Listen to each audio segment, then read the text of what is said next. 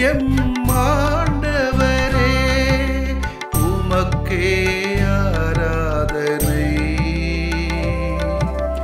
உமக்கே ஆராதனை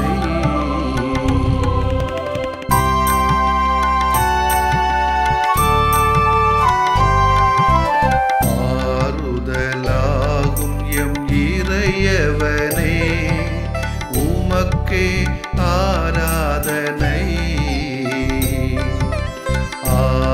ஆறுதலாகும் எம் இறையவனே உமக்கே ஆராதனை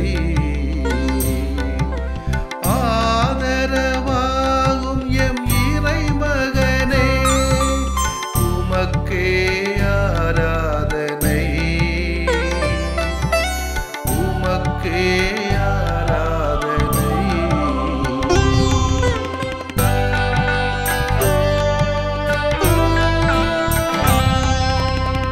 அரவணைக்கும் எம் நல்லவரே உமக்கே ஆராதனை அரவணைக்கும் எம் நல்லவரே உமக்கே ஆராதனை அகிலம் ஆளும் எம் வல்லவரே உமக்கே ஆராதனை உமக்கே ஆராதனை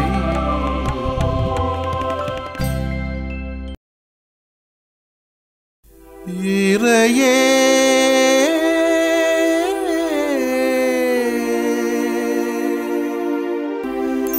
எம்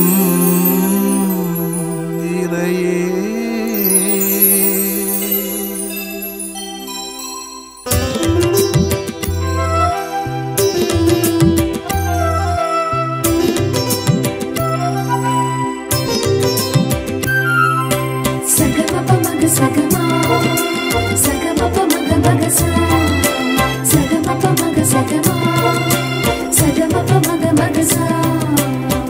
இறையே எம் இறையே எமை தாங்கும் துணையே உறவாகும் அருளே உளம் நிறைந்த உயிரே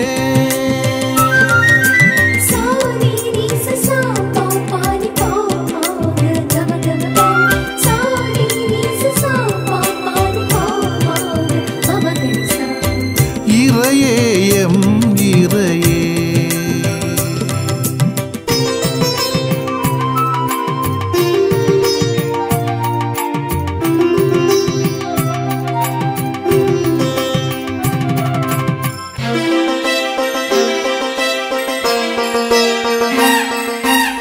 உமதாசிரியம் மீது தங்குக உமதொழியம் உள்ளே வீசுக உமதாசிரியம் மீது தங்குக உமதொழியம் உள்ளே வீசுக உமை மக்கள் புகழ்வார்களாக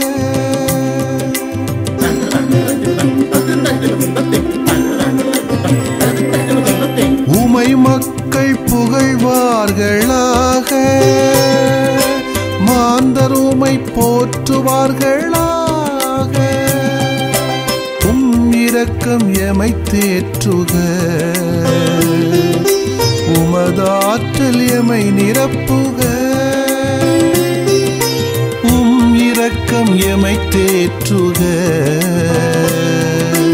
உமதாற்றல் எமை நிரப்புக இறையே எம் இறையே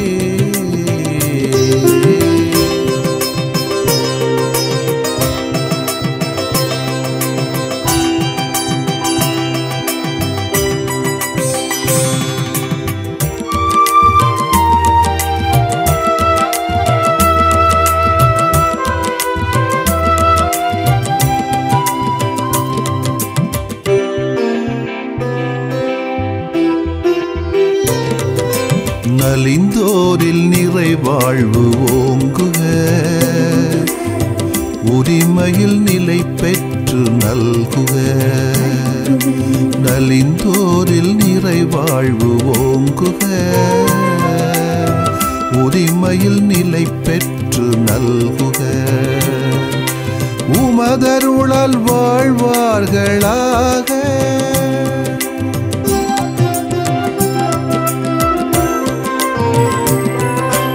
உமதருளால் வாழ்வார்களாக. உமதன்பில் மகிழ்வார்களாக. உம் கருணை எமை தாங்குக. உம் பரிவு எமை மாற்றுக. உம் கருணை எமை தாங்குக. உம் பரிவு எமை மாற்றுக. இறையே எம் இறையே, எமை தாங்கும் துணையே, உறவாகும் அருளே, உளம் நிறைந்த உயிரே.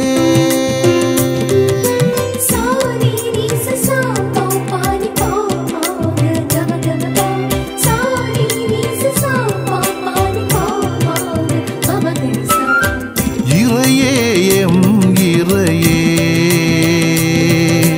எமை தாங்கும் துணையே, உறவாகும் அருளே, உளம் நிறைந்த உயிரே.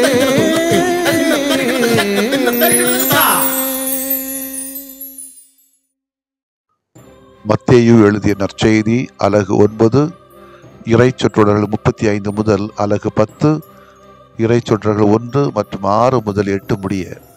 அக்காலத்தில் இயேசு நகர்கள் சிற்றூர்கள் எல்லாம் சுற்றி வந்தார். எங்கும் அவர்களுடைய தொழுகை கூடங்களில் கற்பித்தார். விண்ணரசை பற்றிய நற்செய்தியை பறைசாற்றினார். நோய் நொடிகள் அனைத்தையும் குணமாக்கினார். திரண்டிருந்த மக்களை அவர் கண்டபோது அவர்கள் மேல் பரிவு கொண்டார். அவர்கள் ஆயரில்லா ஆடுகளைப் போல அலைக்கழிக்கப்பட்டு சோர்ந்து காணப்பட்டார்கள். அப்பொழுது அவர் தம் சீடரை நோக்கி, அறுவடை மிகுதி, வேலையாட்களோ குறைவு. ஆகையால் தேவையான வேலையாட்களை தமது அறுவடைக்கு அனுப்பும்படி அறுவடையின் உரிமையாளரிடம் மன்றாடுங்கள் என்றார். இயேசு தம் சீடர் 12 தம்மிடம் வரவழைத்தார். தீய ஆவிகளை ஓட்டவும் நோய் நொடிகளை குணமாக்கவும் அவர்களுக்கு அதிகாரம் அளித்தார். இயேசு 12 அறிவுரையாக கூறியது, வழி தவறிப்போன ஆடுகளான இஸ்ரேல் மக்களிடமே செல்லுங்கள். அப்படி செல்லும் போது விண்ணரசு நெருங்கி வந்துவிட்டது என பறைசாற்றுங்கள். நலம் குன்றியவர்களை குணமாக்குங்கள். இறந்தோரை உயிர் பெறச் செய்யுங்கள். தொழுநோயாளரை நலமாக்குங்கள். பேய்களை ஓட்டுங்கள். கொடையாக பெற்றீர்கள், கொடையாகவே வழங்குங்கள். ஆண்டவரின் அருள்வாக்கு. இறைவா உமக்கு நன்றி. கிறிஸ்து இயேசுவிலே பிரியமுள்ள மக்களே, ஒரு நல்ல தலைவன் தலைவி அழகு என்னவென்று சொன்னால் மக்கள் மீது இரக்கம் கொள்வது, பரிவு காண்பது, நியாயம் நிறைந்த ஒரு பரிவு, அன்பு நிறைந்த ஒரு இரக்கம். இயேசு மக்கள் மேல் பரிவு கொண்டார் என்னும் தகவல் நற்செய்தி நூல்களில் பல இடங்களிலே உள்ளது. குறிப்பாக இயேசுவின் போதனை கேட்க அவரிடம் வந்த மக்கள் பசியால் வாடியதை கண்ட இயேசு அவர்கள் மேல் பரிவு கொண்டார் என்று சொல்லப்படுகிறது. இங்கே வருகின்ற பரிவு என்னும் சொல் ஆழ்ந்த பொருள் கொண்டது. அதாவது அன்பு, இரக்கம், கனிவு, தயவு, கவலை, கரிசனை போன்ற அனைத்து உள் உணர்வுகள் இங்கே குறிக்கப்படுகிறது. இதயத்தின் அகத்திலிருந்து ஆழத்திலிருந்து எழுகின்ற அன்புணர்வு இயேசுவிடம் தொடங்கியதை நற்செய்தியாளர்கள் குறித்தார்கள். இவ்வாறு மக்கள் மேல் பரிவு கொண்ட ஆண்டவர் இயேசு ஆயரில்லா ஆடுகளைப் போல அவர்கள் சோர்ந்த நிலையில் இருப்பதை காண்கிறார். இஸ்ரேல் மக்களிடையே ஆயர் என்னும் சொல் ஆடு மேய்க்கின்றவர்களை மட்டும் குறிக்கவில்லை, மாறாக மக்களை ஆண்டு வழிநடத்திய அரசர்களும் ஆயர் என்னும் பெயரால் அழைக்கப்பட்டார்கள். ஆகவே மக்களுக்கு வழிகாட்டுகின்ற தலைவர்கள் இல்லாததை கண்டு இயேசு வருத்தம் கொள்கிறார். திரு அவையிலும் ஆயர்கள் பணி பொறுப்பு கொண்டுள்ளார்கள். ஆனால் ஆயருக்குரிய பணியை எல்லா கிறிஸ்தவர்களும் நிறைவேற்ற அழைக்கப்படுகிறார்கள். அதாவது ஒருவருக்கு வழிகாட்டிகளாக இருந்து செயல்படுகிற பொறுப்பு எல்லா கிறிஸ்தவர்களுக்கும் உண்டு. இவ்வாறு வழிகாட்டும் போது நம் அனைவருக்கும் தலைச்சிறந்த வழிகாட்டியாக இருப்பவர்தான் இயேசு. அதை நம்ம மறந்துவிட முடியாது. இயேசு நம் தலைமை ஆயராக இருக்கிறார். அவரிடமிருந்தே திருச்சபை ஆயர் பணியை பெறுகிறது. எனவே இயேசுவிடம் விளங்கிய தலைமை பண்பு திருச்சபையின் ஒவ்வொரு உறுப்பினரிடமும் துலங்க வேண்டும். குறிப்பாக வழிகாட்டுகின்ற தலைவர்களிடத்திலே, அது யாராக இருந்தாலும் சரி, பொதுநிலையரோ திருநிலையரோ யாராக இருந்தாலும் சரி, மக்கள் சோர்வடைந்து தளர்ந்து போகாமல் உறுதியோடும் மன உறுதியோடும் இயேசுவை பின்செல்ல வேண்டும் என்றால் அவர்களுக்கு நல்ல வழிகாட்டிகள் தேவை. நியாயமான, வெளிப்படையான, நீதியான, அன்பான தலைவர்கள், ஆயர்கள், வழிகாட்டிகள் தேவை. இன்னைக்கு அதுக்கு பஞ்சம்தான். அவர்களிடம் துலங்க வேண்டிய பண்புகள் யாவை என அறிய வேண்டும் என்றால் இயேசுவின் தலைமை பண்பை பார்த்தால் போதும். இயேசு மக்கள் மேல் பரிவு கொண்டார் என்பதே தலைமை பண்பின் உள்பொருள். அத்தகைய பரிவு எங்குள்ளதோ அங்கு இயேசுவின் தலைமை பண்பு வெளிப்படுகிறது என்பதே உண்மை. இன்றைக்கு தூய அம்புரோசின் விழாவை கூட கொண்டாடுகிறோம். அவர் கற்றுத்தருகிற பாடம் என்ன? இப்படி நல்ல பரிவு உள்ள தலைவர்கள் யாருக்கும் அஞ்சாமல் துணிவோடு நற்செய்தி பணி செய்வார்கள். தூய அம்புரோஸ் தன்னுடைய வாழ்நாள் முழுவதும் துணிச்சல் மிக்க ஒரு நற்செய்தி பணியாளராக வாழ்ந்து வந்தார். காரணம், அவர் இறைவன் மீதும் இயேசுவின் மீதும் மக்கள் மீதும் கொண்ட ஒரு தெளிவும் பரிவும் இரக்கமும் துணிச்சலும் தான். அவர் கடவுளை தவிர வேறு எவருக்கும் அஞ்சியதாக சரித்திரமில்லை. அம்புரோசின் விழாவை நினைவு கூறுகின்ற நாளிலே நாமும் அவரை போல துணிச்சலாக இறை வார்த்தையை எடுத்துரைக்கின்றோமா என்று கேட்டு பார்க்கணும். பரிவு இரக்கம் இருந்தாலும் அதை விட துணிச்சல் மிக்க இறை மனிதர்களாக வாழ வேண்டும் என்ற அழைப்பு கொடுக்கப்படுகிறது. ஆன்மாவை கொல்ல இயலாமல் உடலை மட்டும் கொல்கின்றவர்களுக்கு அஞ்ச வேண்டாம். ஆன்மாவையும் உடலையும் நரகத்தில் அழிக்க வல்லவருக்கே அஞ்சுங்கள் என்று இப்படி சொல்லிவிட்டு இயேசு தொடர்ந்து சொல்வார், காசுக்கு 2 சொட்டிக்குருவிகள் விற்பதில்லையா? எனினும் அவற்றுள் ஒன்று கூட உங்கள் தந்தையின் விருப்பமில்லாமல் தரையில் விழாது. சிட்டுக்குருவிகள் பலவற்றை விட நீங்கள் மேலானவர்கள், எனவே அஞ்சாதீர்கள் என்று.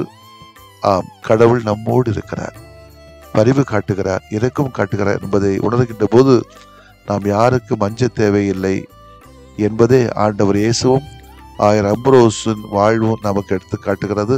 ஆகவே தூய அம்புரோசின் விழாவை கொண்டாடுகிற நாளிலே இறைபணியை துணிவோடு செய்வோம், அன்போடு செய்வோம், பரிவோடு செய்வோம்.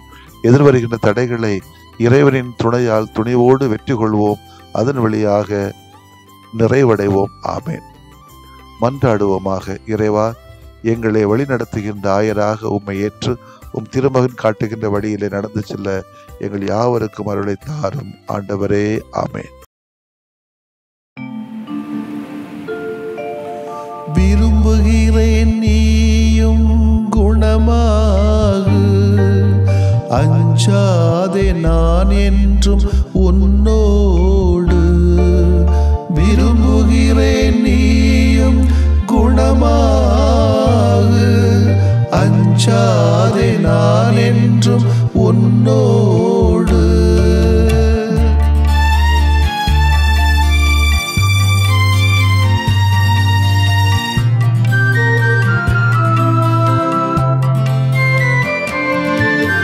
அலையலையாய் துன்பம் வந்த போதிலும் அரவணைத்து காக்கும் எங்கள் அன்பு தெய்வமே. அலையலையாய் துன்பம் வந்த போதிலும் அரவணைத்து காக்கும் எங்கள் அன்பு தெய்வமே.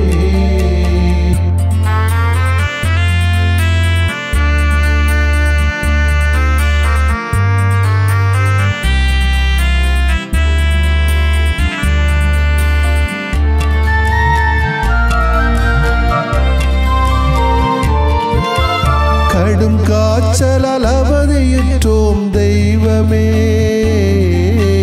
உடல் வலியால் நொந்து போனோம் தெய்வமே. கேட்கும் குரல் கேட்ட மக்கு நலம் தாருமே, கேட்கும் குரல் கேட்ட மக்கு நலம் தாருமே. அலையலையாய் துன்பம் வந்த போதிலும் அரவணைத்து காக்கும் எங்கள் அன்பு தெய்வமே.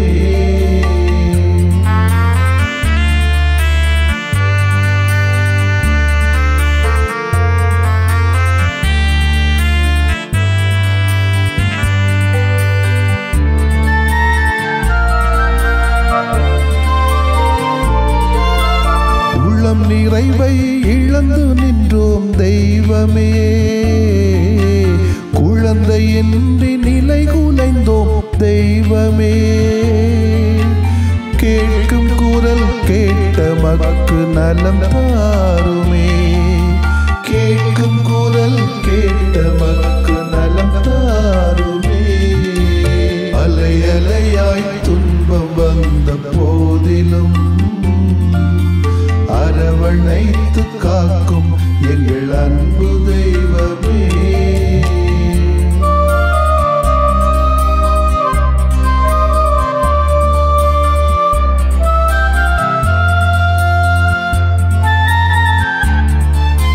குடிபோதையில் பேதையானும் தெய்வமே, குடும்ப மகிழ்வை குலைத்து விட்டோம் தெய்வமே, கேட்கும் குரல் கேட்ட மக்கு நலம் தாருமே, கேட்கும் குரல் கேட்ட மக்கு நலம் தாருமே. அலை அலையாய் துன்பம் வந்த போதிலும் அரவணைத்து காக்கும் எங்கள் அன்பு தெய்வமே.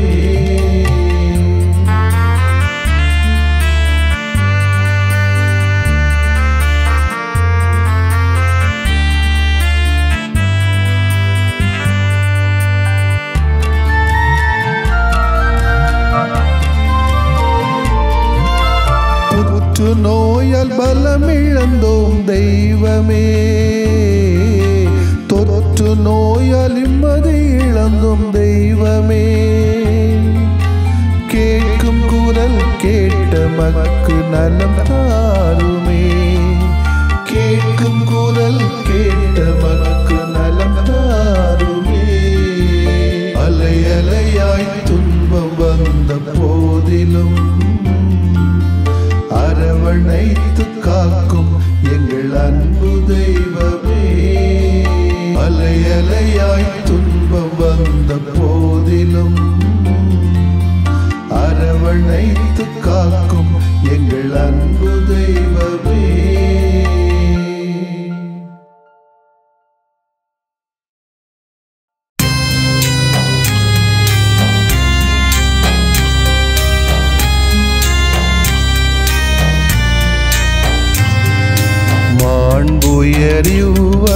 மாண்புயரிவருள்ளடையாளத்தை தாழ்ந்து பணிந்து ஆராதிப்போம். பழைய நியம முறைகள் அனைத்தும் இனி மறைந்து முடிவு பெறுக. புதிய நியம முறைகள் வருக. புலன்களாலே மனிதன் இதனை அறிய இயலா. குறைகள் நீக்க நம்பிக்கையின் உதவி பெறுக.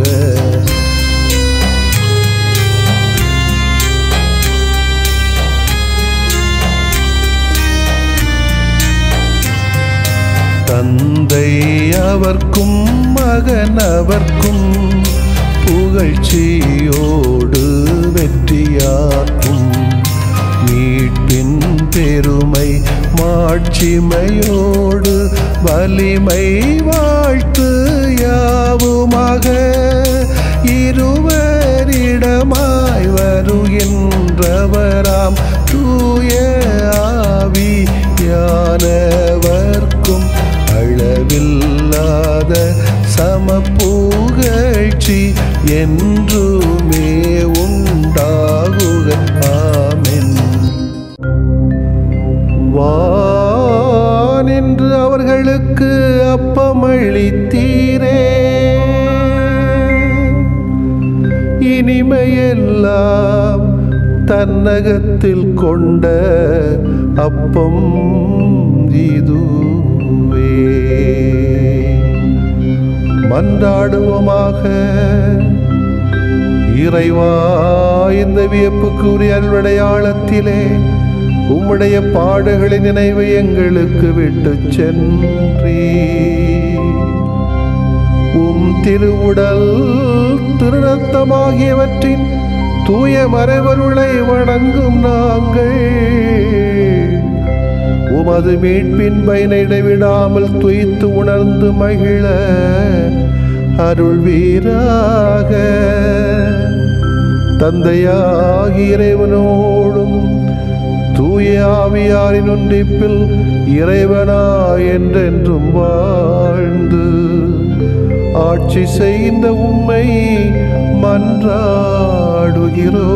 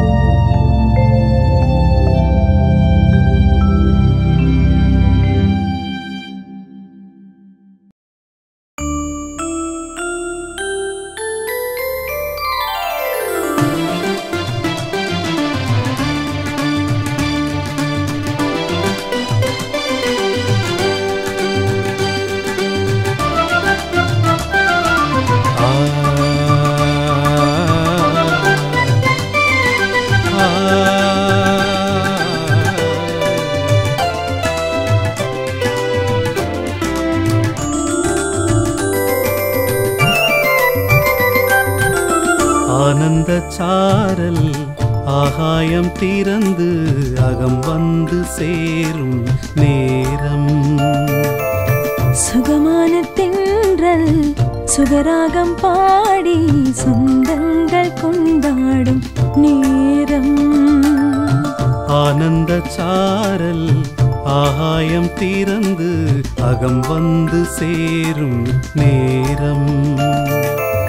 சுகமான தென்றல் சுகராகம் பாடி சொந்தங்கள் கொண்டாடும் நேரம்.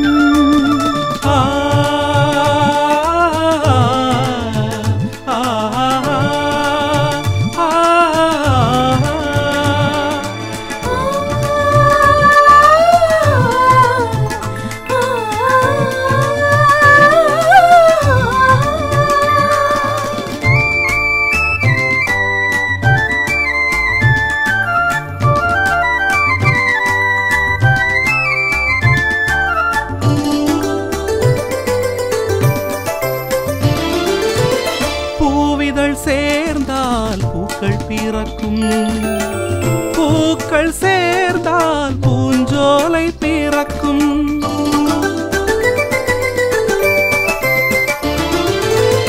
வார்த்தை சேர்ந்தால் வாக்கியம் பிறக்கும், வாக்கியம் சேர்ந்தால் வாழ்வு நோய் பிறக்கும். வாழ்வுன்னை சேர்ந்தால் புது வாழ்வு பிறக்கும். வாழ்வாகும் உணவாகி என்னை சேர்ந்தாய், என்னை சேர்ந்தாய் உன்னில் வாழ்வே. ஆனந்த சாரல் ஆகாயம் திறந்து அகம் வந்து சேரும் நேரம். சுகமான தென்றல் சுகராகம் பாடி சொந்தங்கள் கொண்டாடும் நேரம்.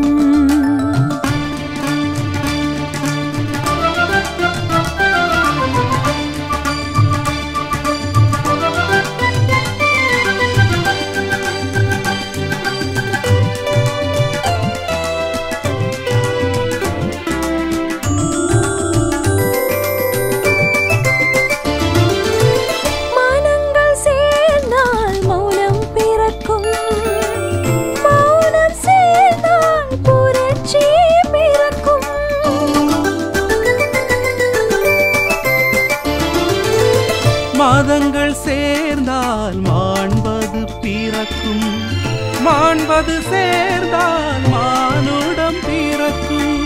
உயிரொன்றை சேர்ந்தால் உறவும் பிறக்கும், உறவாடும் உணவாகி என்னை சேர்ந்தாய், என்னை சேர்ந்தாய் உன்னில் வாழ்வே.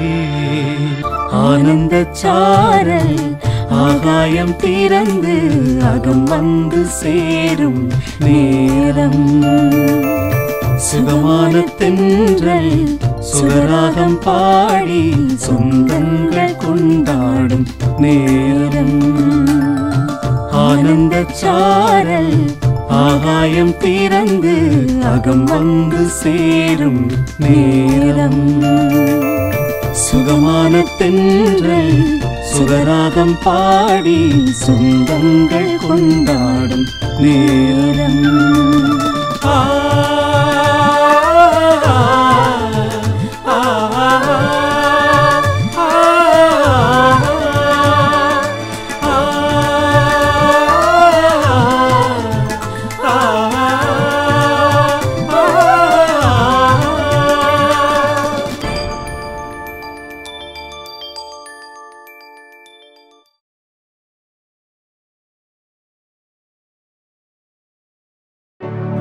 நிலையான புகழுக்குரிய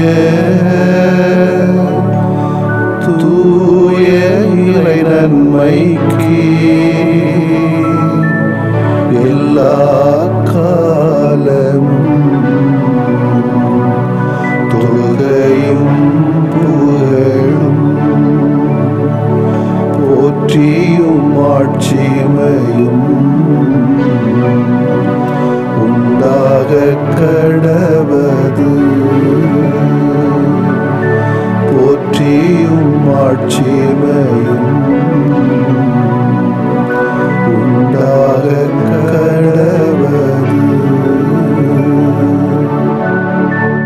தந்தை, மகன், தூய ஆவியாரின் பெயராலே ஆமென்.